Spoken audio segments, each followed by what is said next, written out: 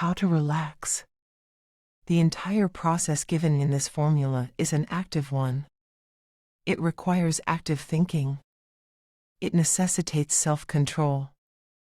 It is a mental discipline and exercise, and will bring ample results in physical, spiritual, and psychical values once it is mastered. Absorb and assimilate the essence of the ideas expressed in the formula. Study each subject separately in the order presented. Study the formula thoroughly before attempting to practice it.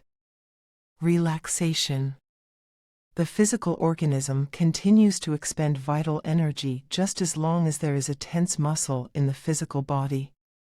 Only when there is perfect relaxation of all the muscles of the physical body does the wasteful outgo of vital energy entirely cease. Therefore, take an easy, comfortable position, sitting or reclining, so all the muscles of the body are free and uncramped.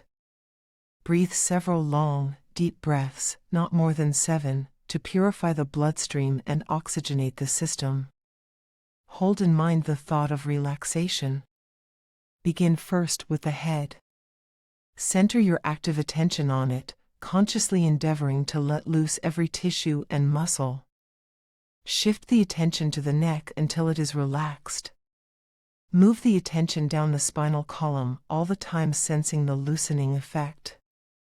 Again, move the attention to the right upper arm, the lower arm, the wrist, the hand, and the fingers, consciously thinking of each muscle letting loose. Repeat the same with the left arm.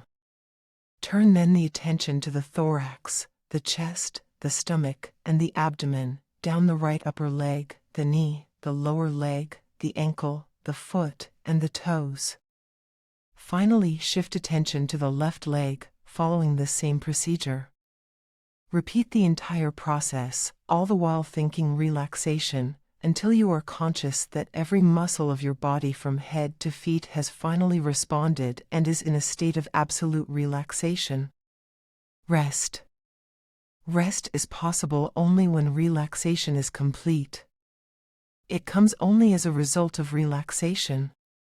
Nature restores vital energy most rapidly when the body is at rest. Therefore, think rest. Peace. Perfect peace of soul is possible only when the physical body is in a state of perfect relaxation and rest.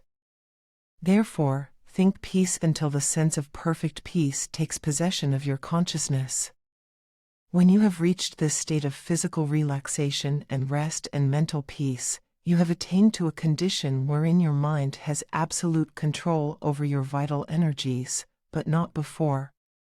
From this point, when fully attained, you can mentally command and compel any state or condition of body you desire, within the bounds of your possibilities. Sleep. Suppose, for instance, you desire sleep. If you have already reached the state of relaxation, rest, and peace referred to, all you need to do is think sleep, and hold the thought and desire for sleep steadily in mind, and sleep will come. It will steal over your senses, before you are aware of it.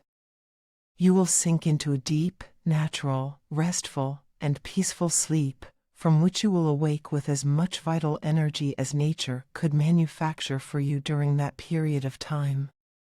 Life. But suppose you desire to give yourself a treatment without going to sleep. In that case, instead of sleep, think only of life with the earnest desire to absorb it from your environment which abounds with it. Hold the thought and desire steady, and in a few minutes you will feel the influx of vital energy with perfect distinctness. If you fail at any point to realize the results, go back to the beginning and you will find that you are not fully relaxed, or at rest, or at peace. Repeat the process until you can hold each step, and you cannot fail to get the results. It is nature's law.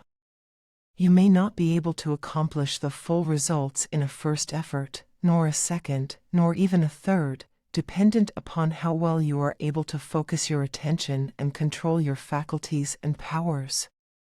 But if you have the moral courage and unalterable determination to achieve the results, you will succeed, and the self-discipline and spiritual values accruing will be well worth the effort expended. Remember, always in all your efforts, that you must not allow mental inertia to overtake you. The mind must be always awake, alert and active, and absolutely under your own control. Only in this way will you remain master of yourself, capable, efficient, clear-thinking, positive, and independent.